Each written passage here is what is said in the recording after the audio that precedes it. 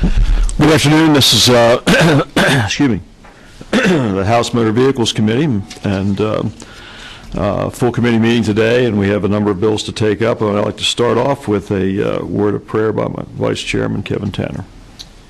Thank you, Mr. Chairman. Our gracious God, Lord, we're thankful for this opportunity you've allowed us to come out, Lord, to do your business, Lord. We pray, God, you'll bless the proceedings, God. Each conversation that's held today, God, might be in some way to upbuild you. Lord, bless us as we travel home this afternoon. Give us all traveling mercy. For us in Jesus' name we pray. Amen. Amen. Okay. First bill I'm going to call today is House Bill 290. So if Representative Drenner, if you're ready to go on that bill, I'd appreciate it. If you come up to the microphone, and we'll get you right down here in front.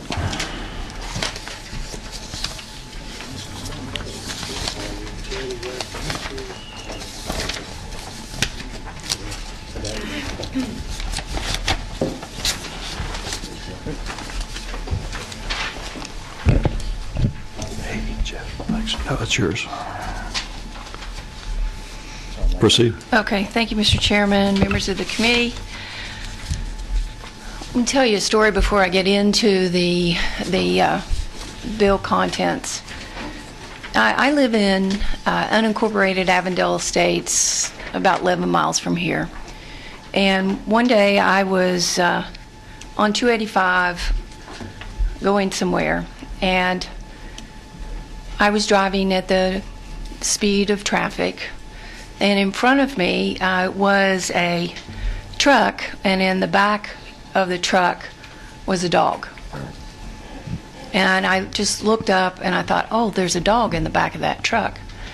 Right then, the truck driver slammed on his brakes.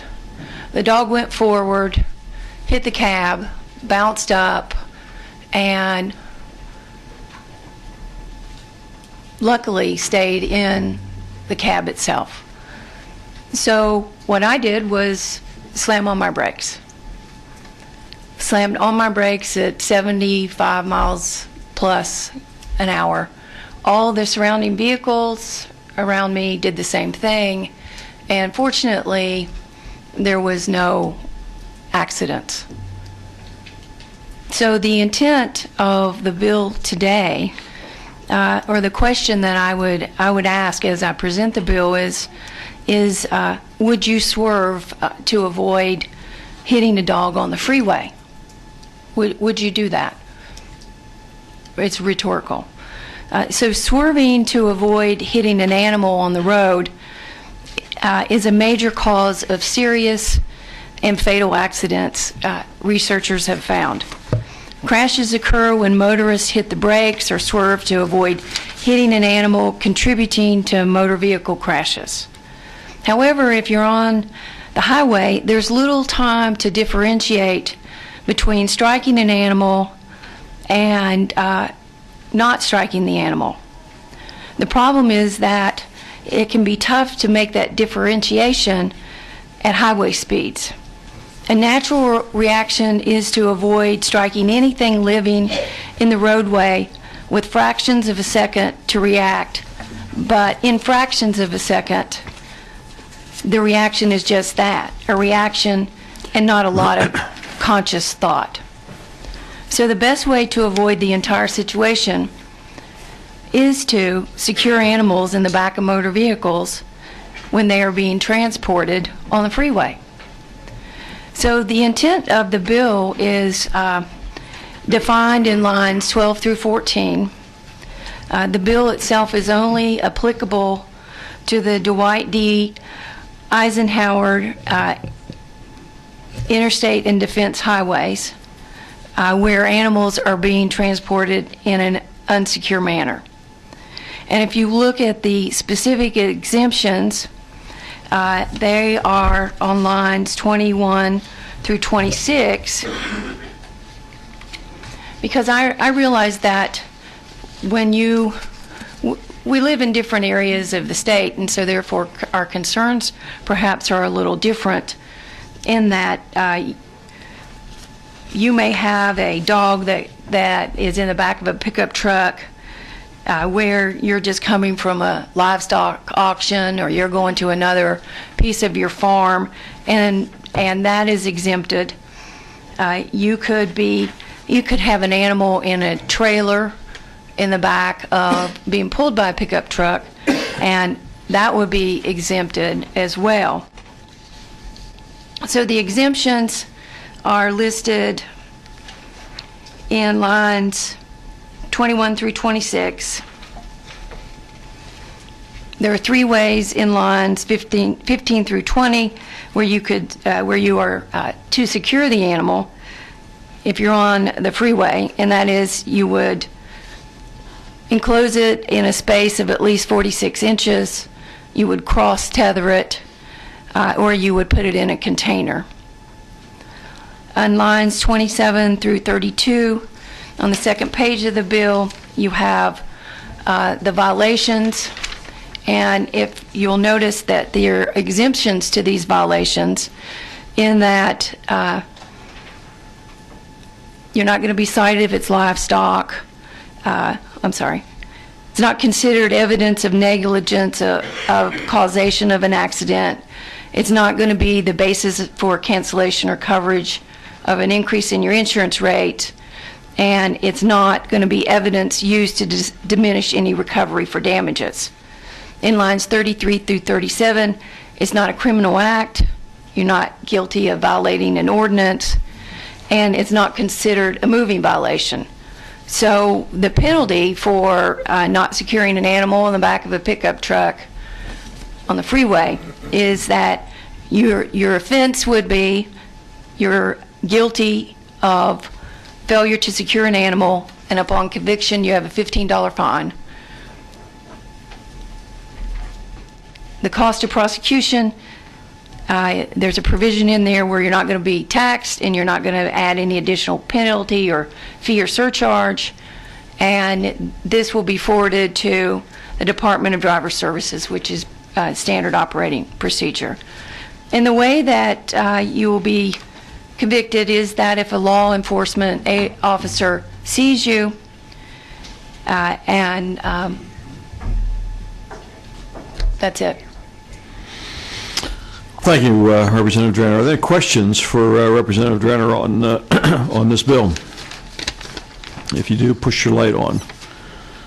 Okay, we've got one here from Jeff. Go ahead. Thank you, Mr. Chairman, and thank you, Representative, for bringing this bill. I'm just curious, are there any statistics on the number of accidents, fatalities, or accidents that are as a result of this failure to secure the animals? Yes, there are, but it doesn't differentiate. There's statistics in terms of the number of vehicle crashes involved in animals. It doesn't differentiate between animals being secured or just animals in general. And right now, I think that's the 8th cause of accidents in the state of Georgia.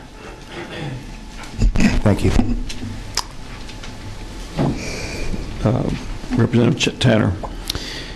I know you're forwarding the ticket to the Department of Driver Services. I'm assuming that would then go on the person's driver's history.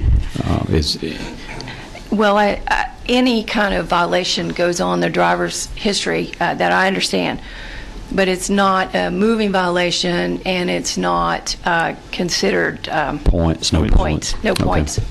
Thank you. Any other questions? Seeing none, is there anybody in the audience who wants to speak on this bill? Seeing none. Any amendments to this bill? Seeing none, what's the pleasure of the committee?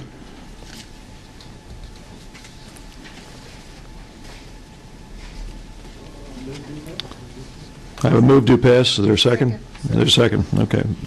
Bill's, any further discussion on the bill?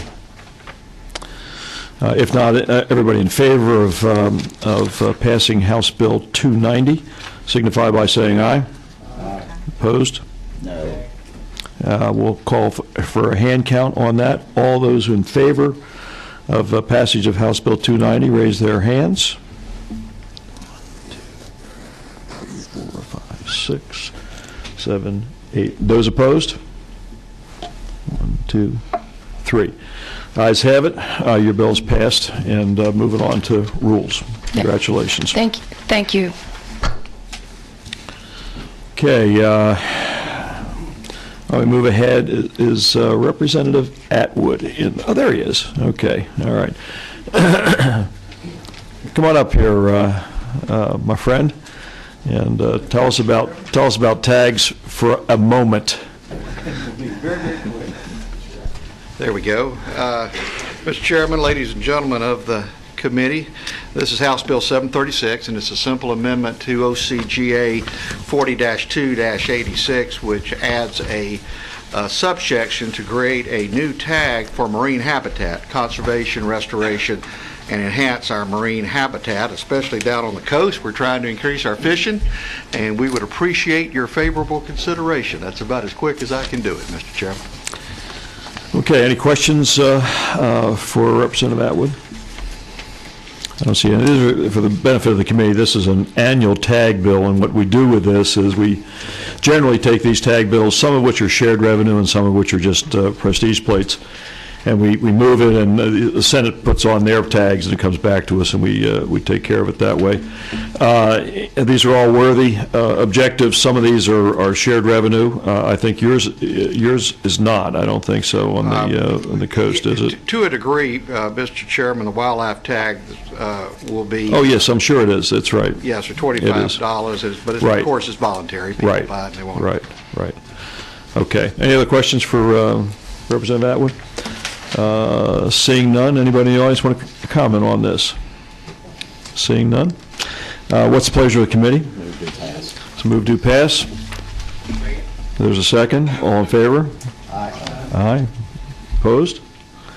Thank you, Representative Atwood. Thank you, Mr. Chairman. I think Thank the you, members of people the on the committee. coast are going to be extremely happy to buy your tag, just so they don't trade in their UGA tag when they do that. Okay. I'm going to call House Bill 806, so Representative Tanner, if you want, you can do it from your seat here. Thank you, Mr. Chairman. This is House Bill 806, should be a substitute, LC 391302S. This is a department bill that we're bringing on behalf of driver services. This bill essentially does two main things. The first thing it does is currently in Georgia you can renew your license for either 5 years or 8 years. This does away with the 5-year driver's license. This will help with some backlog lines, et cetera, at the Department of Driver Services.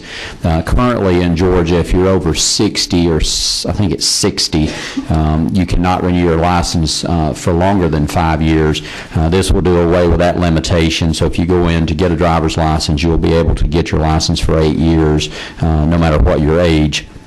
It also, and one of the things that I'm most excited about is we started getting into this legislation, started learning that there are a lot of courts in the state who are not sending in traffic citations in a timely fashion. I believe the law says 10 days after they're adjudicated, but what we're finding is there are courts that are actually waiting up to 10 years after the person's case was adjudicated to send in a traffic citation that ultimately can result in, may result in a driver's license suspension of something that occurred many years prior.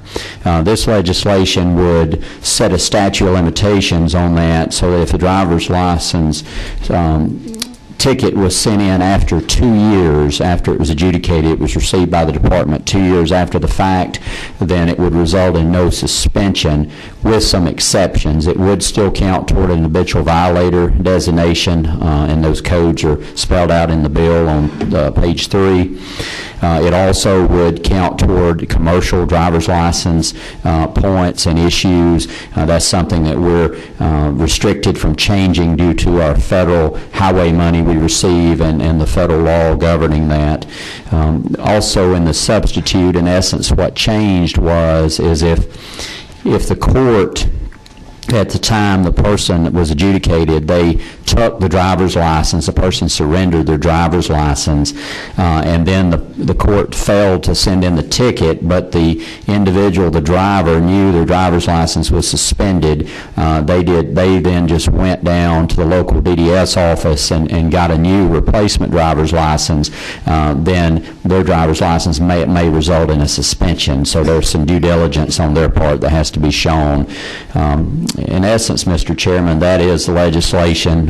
We had a good vetting of it in the subcommittee, and I'll be happy to answer any questions. Thank you, Representative Tanner. Any questions of Representative Tanner? I see no questions. Anybody in the audience want to speak on before or against the bill? She's got one. No, I'm sorry. I am sorry. I missed you. Okay, go ahead. 19. So I was wondering how, thank you, Mr. Chairman, I was wondering how we arrived at the 8 years. Currently, right now, you can get your license at 5 years or 15 years. So how did we arrive at the 8 years? Gotcha. Currently, you can renew your license for either 5 years or 8 years, and this does away with the 5 years and just maintains the 8 years.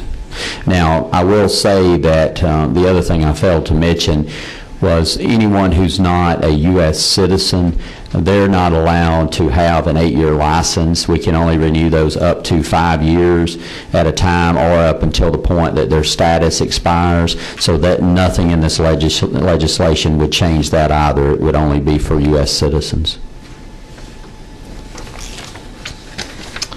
Okay. Any other questions? Don't see anybody's light on. Okay. Is there a motion? So move to pass. Is there a second? Okay. Any other discussion? No amendments? All those in favor of passage of House Bill 806 signify by saying aye. Aye. Opposed? Like sign. Passes. Thank you. Representative Tanner. Well, moving right along, Representative Powell, what would be a year in motor vehicles without Representative Powell, Chairman Powell, I should say, having an opportunity to address the committee with a bill. So we're going to hear House Bill 499 right now. You can stay there, I don't know if you prefer to, you can go down there. I need to stretch my legs. All right, okay.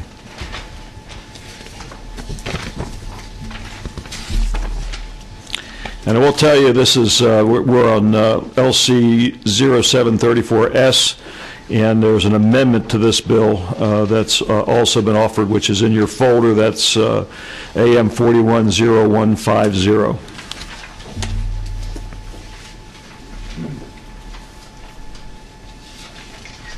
I'm sorry. Thank you, Mr. Chairman, and ladies and gentlemen of the committee. I bring to you today HB 499. Quite simply, this bill, and it's in its entirety, it would legalize and authorize the use of detection cameras for school zones, for speeding in school zones. Right now, it's already permissible to do so. These in red light cameras, school bus cameras, and toll roads. And I want to give personal thanks to Representative Chairman Tanner, as well as Judge Caldwell, wherever he is today, for cleaning this bill up considerably in the subcommittee, bringing attention to a lot of the legalese that we didn't need to deal with. He put it on the same track as a civil penalty, not a fine, no points. If you go through the bill, this authorizes local governments to use these, and the agents who are running these cameras, they have to work under a post-certified officer on the local level. There has to be calibration test, 30-day calibration, self-calibration, and a 12-month independent calibration of the devices that are used. Section 3 is the warning signs, but you have to put warning signs up, 24 by 30 warning signs that you have these type of cameras in effect in school zones, and they have to be placed within 500 feet outside and prior to a normal speed zone sign that are posted in these school zones. So this is basically like giving double type notice to the public. You're coming into a school zone, so slow it down. Section 5 clearly states that these signs have to have unobstructed view and clear visibility. Section 6 specifies the time that you're talking about 1 hour prior to and an hour after school's hours or special events hours at these schools. Section 7, which is customary in state law, basically sets it at 40% of an local law enforcement's budget, so that you can't use these as a speed trap, as a revenue. Something that I caution all the members to remember, that one of the things that we have in common and have always had in Georgia, and that's that the citizens of this state do not like the idea of laws and law enforcement officers using fines, civil penalties and the such as a revenue generator. Let the fine or fit the offense. Section 8 is quite frankly the guts of the bill. This is what authorizes the use in these situations.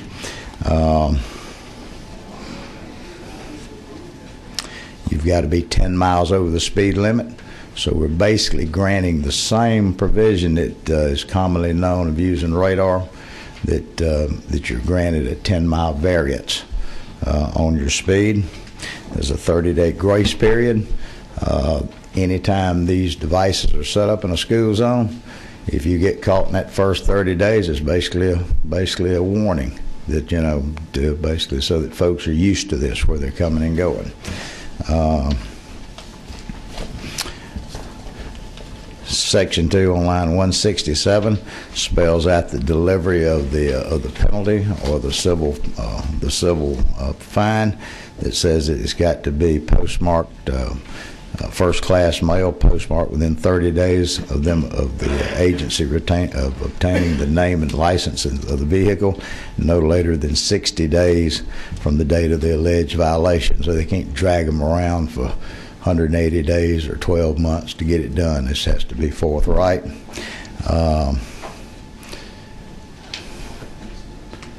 Picture images have to be clear. There has to be a picture that will be sent with a citation. Also has to be a website that they can go to, that they can see the actual violation if they want to contest it. There has to be a sworn affidavit from the officers that they've reviewed these type of citations. Inference may be a rebuttal. Basically, that if you decide that you are not guilty just because you were the owner, then you can show that you didn't own the vehicle. You can show that the vehicle was stolen by virtue of a police report, or if you're not the driver of that, then you just come forward and let it be known who the driver is. So, that's pretty well eradicates that. As I said, sworn affidavits, the citation notices, and quite frankly, at the bottom line, this is something like what we've dealt with a lot of times. We're authorizing this under the same arrangement that we do red light cameras, school bus zone cameras, and the toll road cameras. No fine, also no double, as I would like to use the term, no double jeopardy. You can't be assessed a civil penalty and a fine if a law enforcement officer is the one that stops you. It's either one or the other. Quite frankly, ladies and gentlemen, that's the gist of the bill, and be glad to stand for questions. Okay, you have some questions. I think who's 29 now? Chairman Battles. Thank you, Mr. Chairman.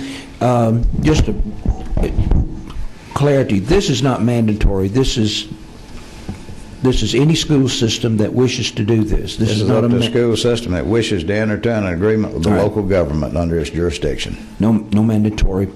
Nothing mandatory. Thank you. Okay, Representative Alexander.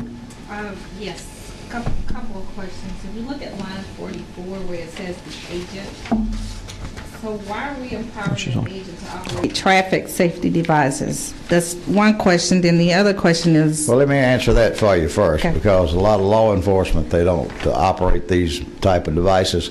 So an agent for the companies or whoever that furnish these, but they have to work under a post-certified officer. Okay, but correct me if I'm wrong. So they don't have to be certified by post. These agents don't have to be certified by post. Agents. Okay. But they have to work under a post-certified officer. Right. So is this bill supported by the Georgia Post and also the public safety? Does they support this bill? You know, there's been no one that has spoke of that. Post naturally wouldn't address this because they're the training council that provides training for all police officers. Public safety has not came to the front. I don't know that they have had an interest to this other than the fact it's almost like a situation of the school bus or the red light cameras. Given the volume of traffic, given the number of vehicles on the road, there's never enough police officers to do their job or to do the jobs that are necessary. And this is just a way of slowing folks down. No, I understand for the safety going piece through of school it. zones. Thank you. Okay. Any other questions for the author?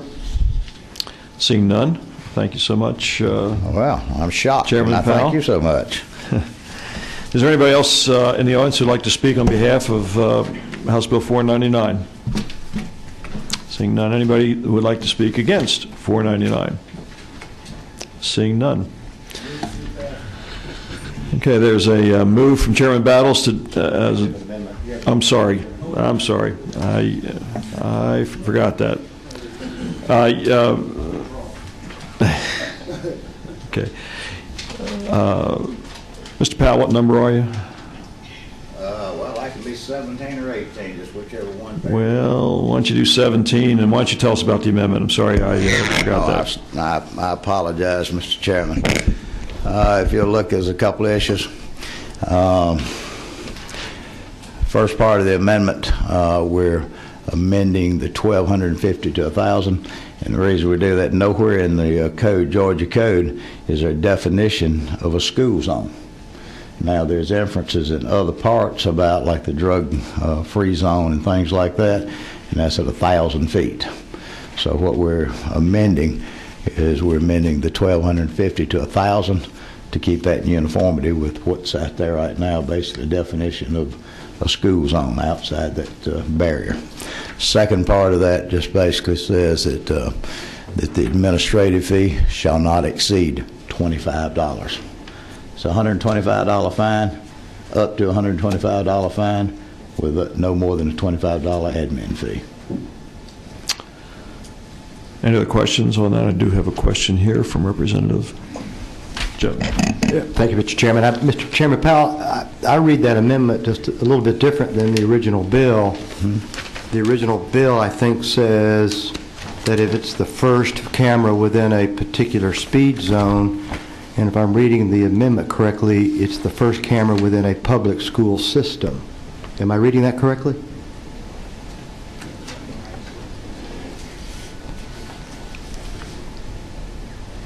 Not that, honestly, it makes a lot of material difference, but the amendment appears to me to be just a little bit different than the original. Are you addressing on about lowering the 1,250 to No, I'm sorry. This is line, replacing lines 161 through 166. The original bill says that for a period of 30 days after an automated traffic enforcement device is introduced within a school zone, whereas your amendment, the amendment says if this is the first automated within a school system. Line 4 on the amendment. I shall not Again, kind of a minor difference, $25. but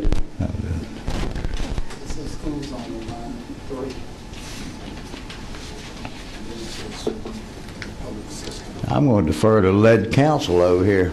It seems it would be expanding it, so if you have how I'm reading it, is that if the first camera in the zone outside of a school is the current language, the substitute for the amendment would be the first camera within any school system, so you're waiving that first, you're expanding, which I'm not sure, I can't speak to your intent.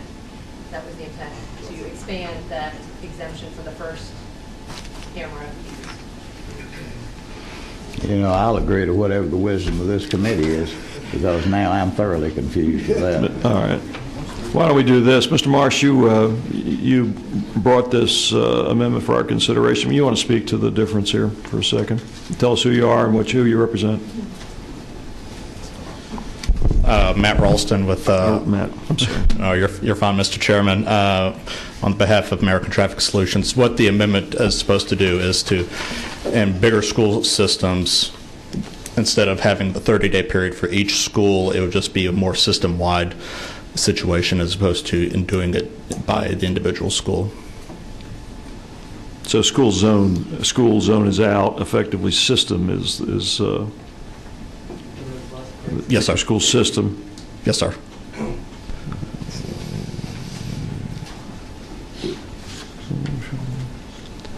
So it should be system is what you're Yes, sir. really talking about. System as opposed to zone. So the amendment is accurate as Yes, sir. As you stated it. Mr. Jones, do you still have a question on that? No, again, I understand now. I just want to be clear that what we were talking about, it looks like it gives a little bit more grace to drivers within a school system versus specific school zones. I think that's right. And I have no problem with that. I just want to be clear. I think it's the opposite of what you're saying. Well, greater grace within a school system, if I said that backwards. Well, let's get a little order here. Anybody, Mr. Powell, do you want to shed any more light on that, or you want to? I'm not sure that, I apologize to the chair. I'm reading this amendment. I'm sorry I didn't read it a little bit clearer before the bill was presented. I think what our intention. Use your microphone, please. I apologize to the chair for not having read this closer, but I think what the intention is that in the schools themselves, when they put these devices in, that there's that 30-day grace period.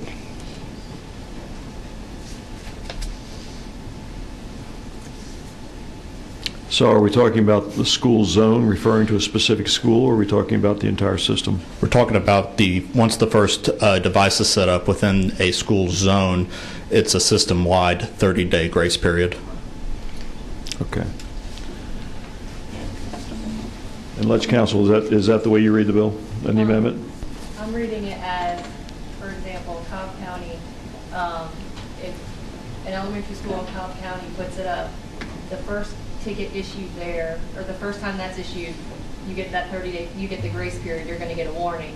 But if once the second school goes up, you lose that warning. If you were to put it up, by school zone, the way it's written now is the first one going up at Smith School would get a grace period, a warning. First one going up at Jones School, also in Cobb County, would also get the grace period. The warning, excuse me. So the second school gets a warning also, or not? In the current bill. In the current bill. In the amendment, it would just focus on. The warning would only be there. Okay. For the first, once the first school established. Okay. Mr. Chair, if I may, Mr. Powell, as I understand what our council is saying, that is that once there is an exemption, that 30-day exemption on the first school that they put in these cameras. After that, there'll be no more 30 days. Is that how For the warnings, yes. For the warning. Well, if that being said, then what I would like to amend. Well, I'd like to withdraw this amendment, but I would like to do the top part of that amendment of replacing 1,250 to 1,000 feet. Okay. So the posture we're in right now is a discussion of the amendment. You can be excused. Thank you, Mr. Ralston. We're in the posture of discussing the amendment.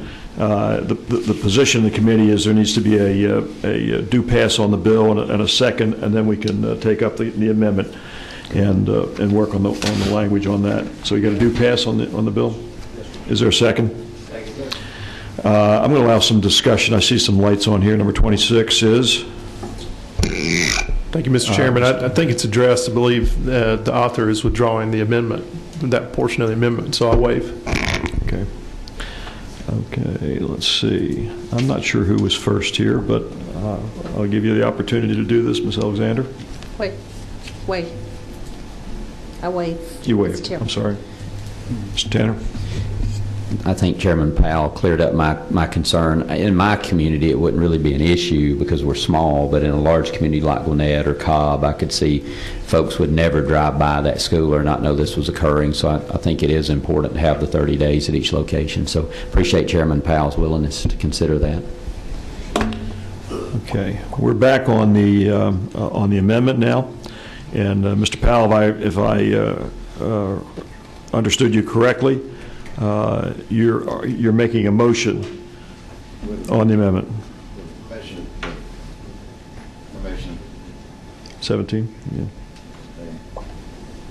I'm sorry, go ahead. With the permission of the chair, if we could strike from 2 down and only have the first line in this, so that it would read amend substitute to HB 499 LC 410734S on line 42 by replacing 1,250 with 1,000. So then we put the definition of school zoning in conformity with everything else that defines that school zone at 1,000 feet. Okay. Is there any discussion of the amendment? Seeing none, is there a motion on the amendment as amended, effectively? Do pass in a second. Okay. All those in favor of AM 410150 amendment as amended by the removal of lines 2 through 8 and the inclusion of line 1 signify by saying aye. Aye. Opposed? Okay. Now on the bill itself, as amended, House Bill 499, we've had a move and a second. All in favor say aye. Aye. All opposed? Bill passes along with the amendment, and so it's passed by substitute as amended. Okay. All righty. We're going to move on to House Bill 732, and that'll be Chairman Stevens' bill, and I thank you for bringing the bill and taking your time to sit through the rest of the committee business today, Mr. Stevens, as you've well done. This is a hearing on the bill. There'll be no action on the bill, but you're presenting this today as a substitute to the original bill, and you've got some people who I think have joined you here to speak on the bill today. Is that right? There is, and probably some again opposed as well, Mr. Chairman. And I appreciate the opportunity just to bring this bill before you. As you might know, excuse me, we have the largest, the fastest growing port in the South and on the East Coast, and we've got the largest single port. You might not know that in the country, and it's about to get bigger. As you may have been following some of the press of late, we've had some pretty significant deadly wrecks on our highways. Some of the people that I knew personally, some nurses that never had the opportunity to get out and practice, lost their life that I knew quite well. And as the niece of the new mayor of Savannah. That does not mean that everybody is not entitled to the same safety that we have on our roads. The premise of the bill just says that essentially a 100,000-pound truck in a super speeder status should be treated separately than a 3,500-pound car. As you might recall, back during the previous administration, we passed a bill that a super speeder bill that places additional fines and penalties that directs money to the trauma centers. That's the intent of what this particular bill will do. Essentially, what the bill says that is if you're or should say by the time that it's amended, is that if you're a Class A commercial driver's license holder and you're driving a commercial vehicle 85 miles per hour on an expressway or 75 miles an hour on a 2-lane highway, you're going to fall into that super speeder status. That would be 90 miles an hour on a car. Ladies and gentlemen, we have a serious problem. The truck population in Georgia is going to get heavier. Many of these trucks don't reside in the state, and this is just a very small opportunity for us to point out that very heavy trucks, typically when are involved in an accident, which has a tendency to squash you like a bug, is different than a 2-car vehicle accident. So I'm asking for consideration today on a hearing-only basis to perfect as we move forward in the distinction between a car and a truck in a super speeder status. Thank you. I just want to make sure we're working from the same document. It appears to me that this is LC 391213S. It is. It is, okay. And Mr. Chairman, as we move along, the intent of the bill was, as you'll see on line 17, was who holds a Class A commercial driver's license and who is convicted of driving at a insert commercial vehicle speed of 10 miles per hour or more above the posted speed limit.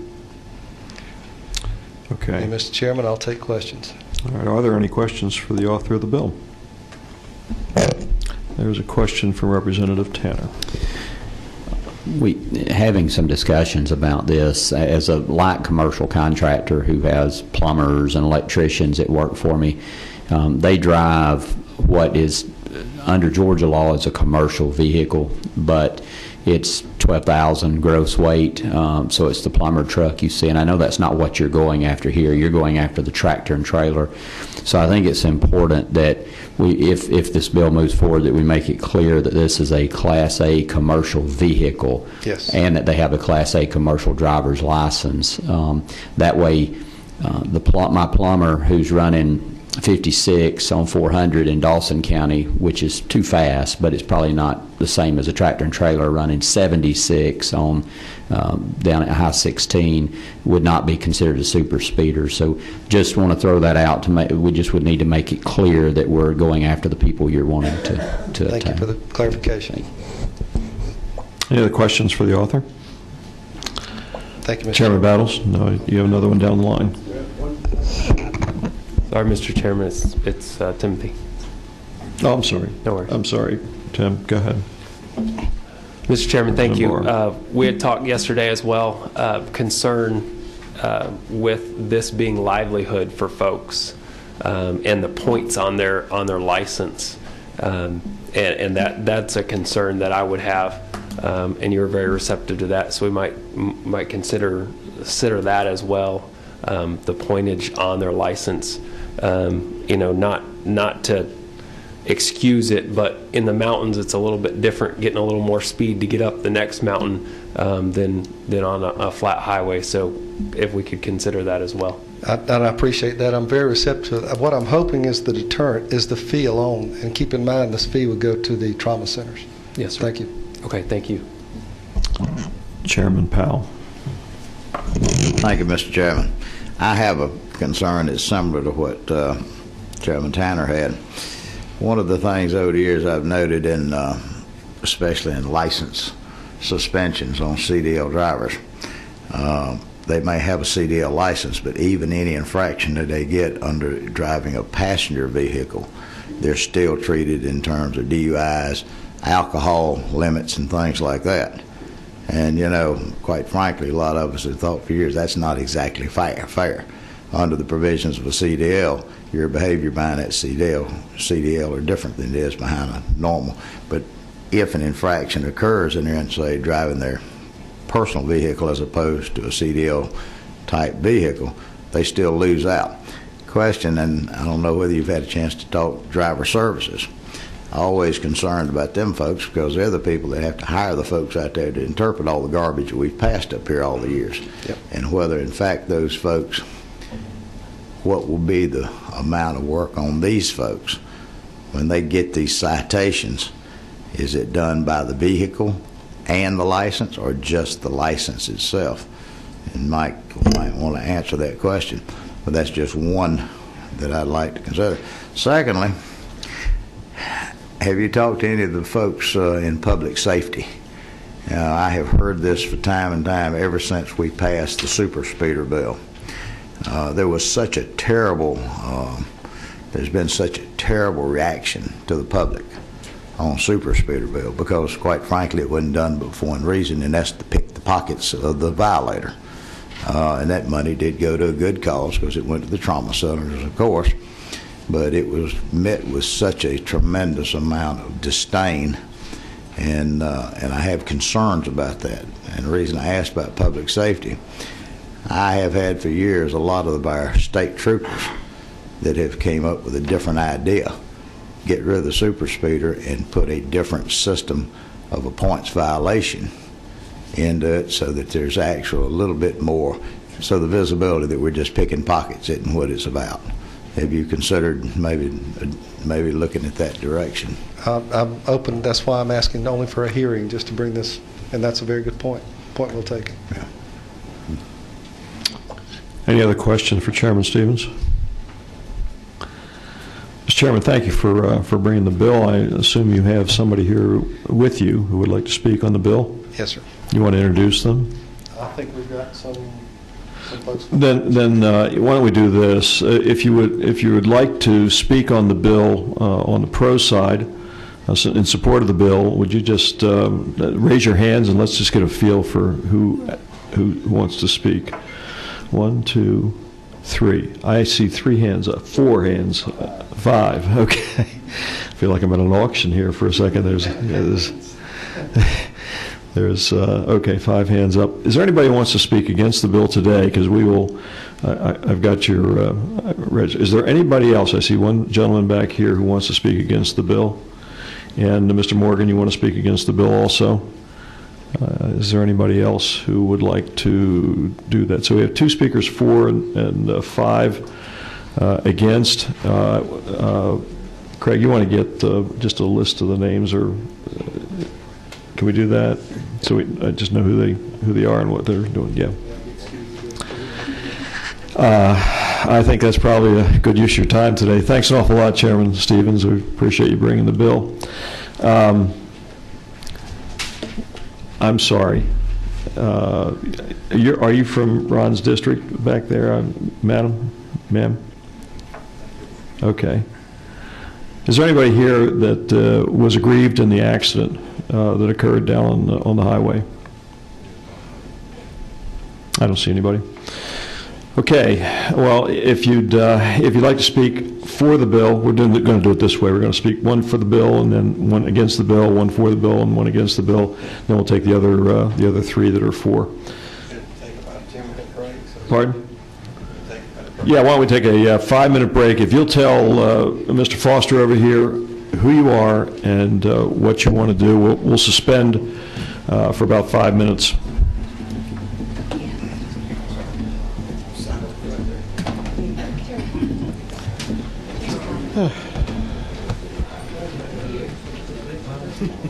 It's not a good afternoon. I thought the daughter was killed in the speaker. I thought that was going on. Yeah. Let's see, 5, 2, Julie, do you want me to do you, or do you want to do it? Oh, I'll go ahead, Jason, in line behind you. Oh, sorry, Jay. Yeah. Sorry. We're going to have to clear out by 3 o'clock.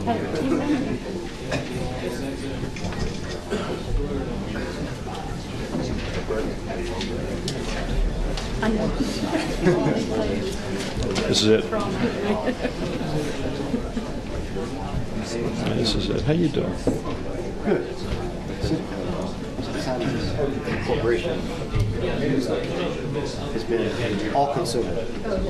I'm sorry I left you in that position when I did Peachtree Corners. Well, it's been left in, we moved to Georgia at the same time in '92. This is the third time it's been. Oh, really? There's been an opportunity to jump on this before. Legislators and locally issues. It's just kind of, and I'm committed to working hard. Yeah, you should. I just don't carry on. Our corporation, we're going to tell you what, That press club, that was awesome. That was fun.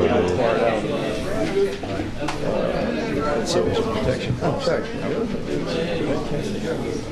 Each one of the commissioners, it's elected in the district commission. Representing trustees, 125,000 people. So, but the point is, and it works pretty much well.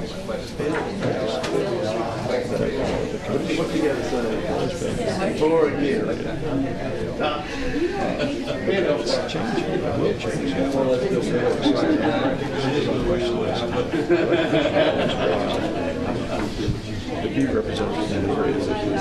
I'm not going to say much, but I'm going to be speaking for Memorial Health now.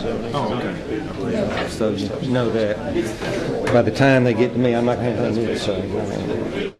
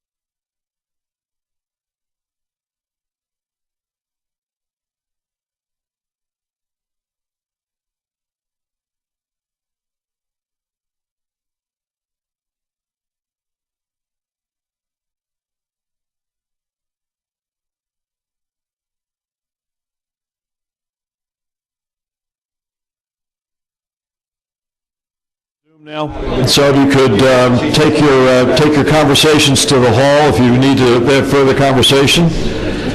I'm going to recognize, and we're going to do this. We've got 1, 2, 3, 4, 5, 6, 7 speakers. We're going to have to give up the room shortly to another committee. I'm going to allow 3 minutes per speaker. If you can do it in that, I'd ask you to be net on this. I'd also ask you to not to duplicate comments of another witness.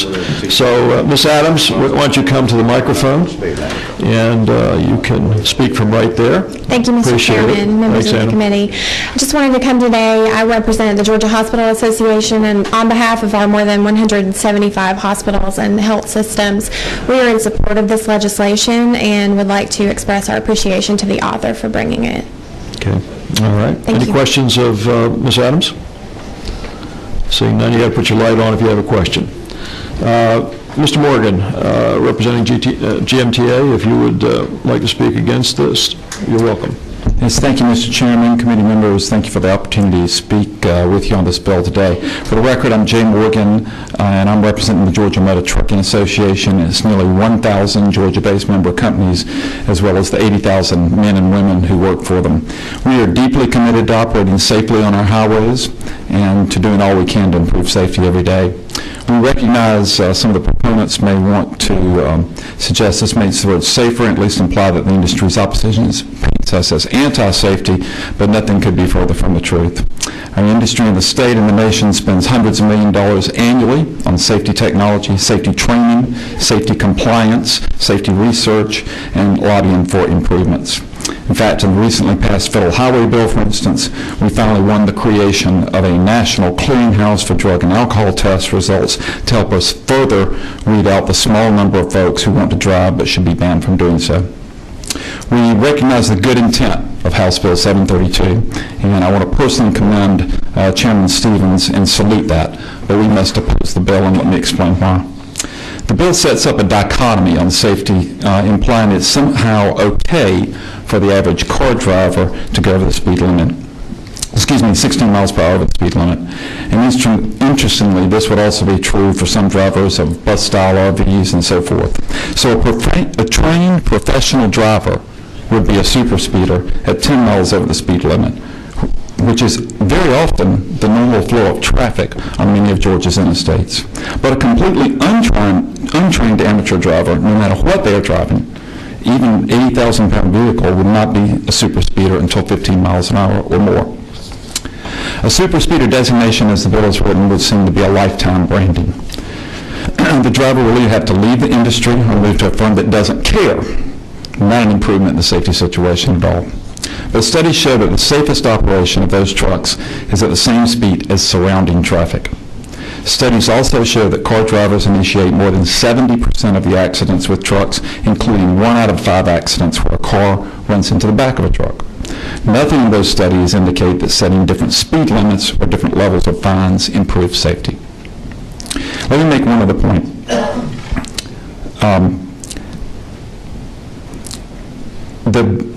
As we understand it, I believe it's correct in the current version of the bill, Mr. Chairman, the bill does not apply this definition. The bill doesn't apply this new definition only to tractor trailers, as written it would catch large pickups, commuter vans, church buses, and many other folks who regularly drive smaller vehicles. And again, those livelihoods may be put at risk of a one speeding ticket. I know there was some discussion in the committee about changing that, but I did want to point that out. Thank you very much, Mr. Chairman. Okay, any questions for the witness? See no questions. Okay, I think it's Mr. Matthews. Is that you, Mr. Matthews? Yes. I'm sorry? Yes, I know, that's fine. We'll take you anyway. Okay. He left some time over, so that's fine. Okay, yeah, my name's Dan Matthews. I work for the Yellow Roadway Corporation. I've had a CDL since the 70s. Okay, I'm a safety trainer, so I do believe in safety. I'm a certified Smith safety trainer. I'm an OSHA certified forklift trainer, so I'm all about safety. Don't get me wrong. I'm not here about it. Trying to talk you out of anything. The cost, the money for the children's hospital, see a lot of that. I love the children's hospital. My grandchildren, my children both have been treated there, and I love them to death. My problem is, in a market where truck drivers, there's about a 40,000 truck driver shortage at this point.